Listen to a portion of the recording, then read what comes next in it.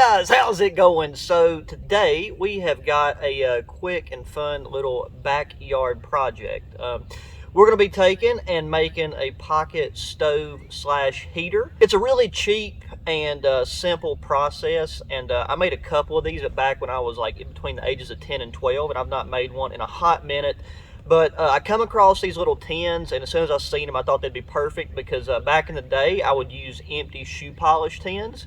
And this right here is about double the depth of a shoe polish tin, so I'm very curious to see how long these will burn and how long they'll last, because the ones that we done with the shoe polish tin lasted for, like, just guessing, I would say about a 3 to 4 hour burn time, which is not bad at all. And then now, in order to make this, all you'll need is a container to melt your wax in. I've just got a piece of a paraffin brick in here. You can use old candles, go to a thrift store, take and, pick you up some candles for a couple cents. And then you'll want a metal container. Like I said, you can use a shoe polish tin. You can even take and use like an old tuna can or something and then cover it with a piece of aluminum foil. But then all you'll do is you'll take and kind of measure the depth of your container and then get you some cardboard, slice it up, take and wrap it around your finger. That makes it a lot easier to work with, and then you just coil it on the inside of your metal container. And for me personally, I've found what works best is kind of not super heavy duty cardboard, but you also don't want really thin or light. This right here is kind of right in the middle. It's still, easy enough to work with, and then you just take and pack it in here, not so tight that it makes it difficult for the wax to get down there and seep into the grooves of the cardboard. So you can still take and see there's some gap, like enough to where I can about stick a finger in there. I found that works the best in terms of density. But I've just got my cubic titanium stove set up here, decent little fire going so that we can get that wax melted. And it is a bit breezy today, which is another reason why I wanted to do this today. So hopefully that doesn't blow out. We can get things started.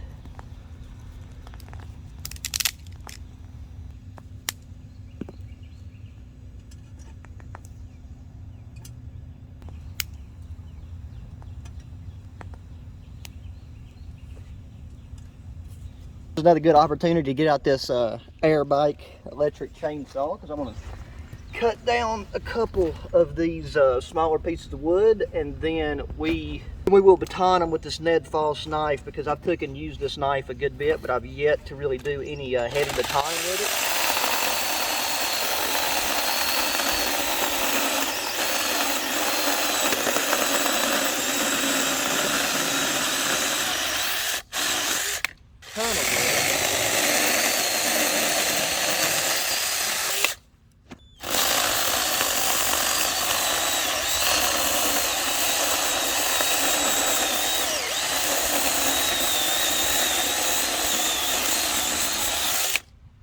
Okay, so yeah, it's probably been a minute since y'all have seen this in the video, but this knife right here is D2 steel, G10 handles, all that good old stuff.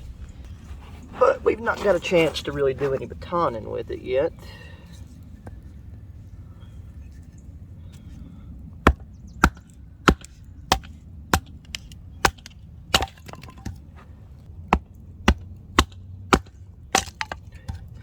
But it seems to be handling just fine.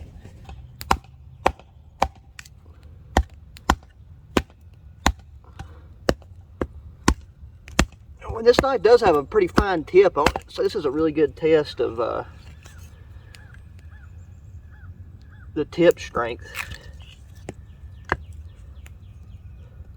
Probably not recommended to baton season large pieces of hardwood like this, but you gotta know your knife's limits.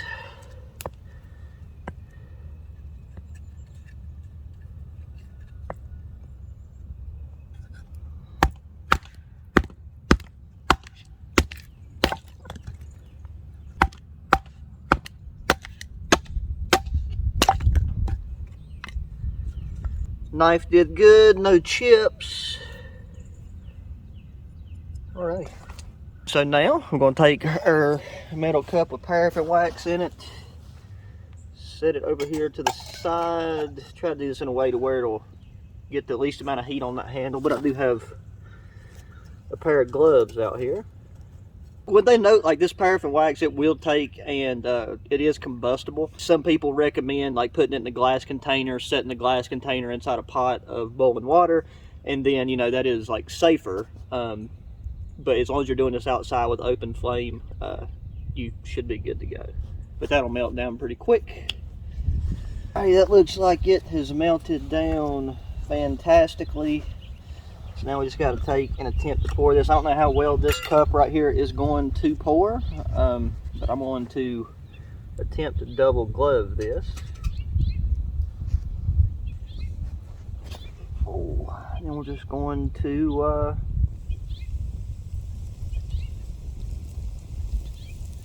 soak this cardboard as much as we can, and just really attempt to fill this container up with wax as much as possible. And it's good to do this immediately after you take it off of you know, whatever you're heating it with, because whenever this stuff is this you know, like boiling hot, it helps it soak in more. But one thing to note, like right now, it's trying to raise up the cardboard. I'll press that down, so because that right there now is full to the brim. And it's good to go ahead and make sure you get everything coated up top too. I mean, the cardboard will tend to soak things up anyways. But by doing that, it will take it a little bit longer to light whenever we do the initial first lighting of it. But that'll just help it burn better and longer after everything's said and done. So we're going to take and leave that lid on just for a second to make sure that everything settles and doesn't push up too much. And then we'll take the lid off, that way it can cool down faster. And then the next thing that we're going to do with this, now that it's essentially done, is we'll do the first light, and we'll do a little boiling test. About halfway cooled down. I don't want to get any of that liquid out, but hopefully you can see that decently well. So we are, before it gets too rock solid, we're going to go ahead and try to light this, try to light this bad boy up, which is going to be a little bit difficult because of the wind until we get that initial amount of char on it. So that piece is lighting up good. I got these two rocks.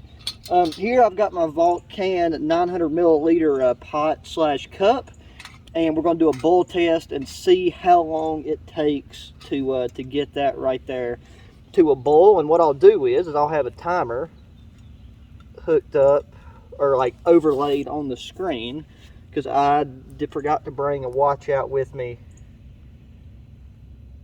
for this exact test. So we got those two rocks there, and then now let's see if we can get this balanced enough, because this thing right here, once again, you got to take and keep in mind the wind factor.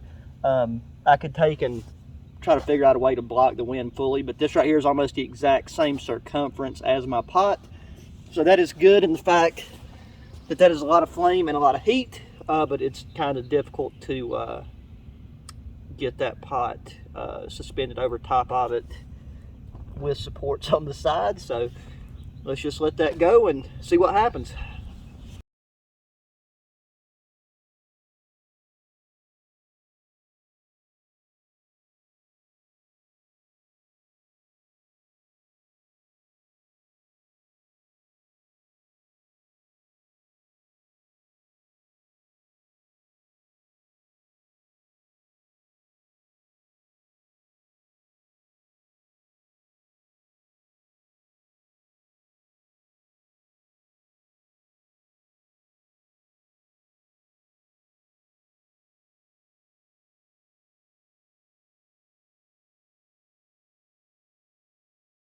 Okay, we got bubbles forming on the bottom, so technically it is boiling now, but let's take and wait and see how long it takes this to get to a rolling boil. But it'd be more than good enough right now to you know, use for coffee or making tea. And we'll leave the lid off of it too. I know that's not going to help it much, but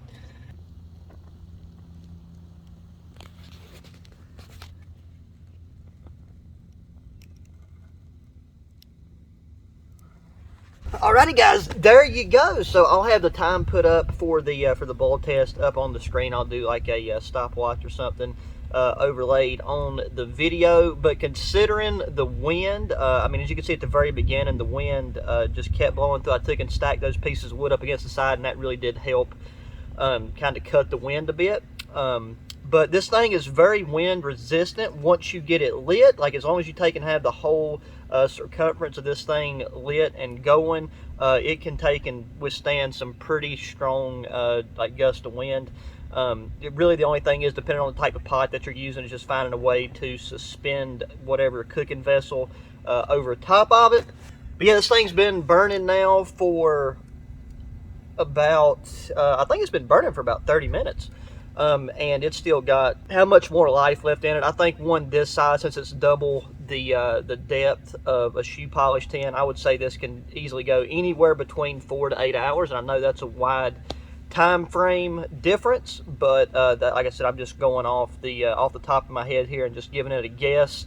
But it does give off a lot of heat. I wish that winter wasn't coming to an end, because this right here would be a great thing to heat small, like, debris shelter or something with, especially if you had a pot of some kind that you like a clay pot that you could put over top of it.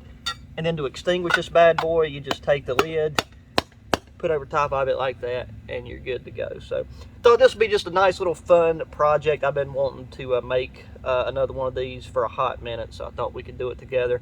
But that is going to do it for this one, guys. So as always, hit that thumbs up button, subscribe if you haven't already, share the channel with your friends, family, anybody that enjoys good old outdoor activities or that might find this little DIY project useful. Check the link in the description to some of the stuff that I've used in this video, such as like that cubic wood stove and like the Vulcan pot and everything else. If I can link to it, then I will do so. I wish I could link to where I got that tin, but these was like thrift store finds, so unfortunately I cannot. But yeah, that's going to do it for this one, guys. So as always, thanks for watching. Until the next one, adios.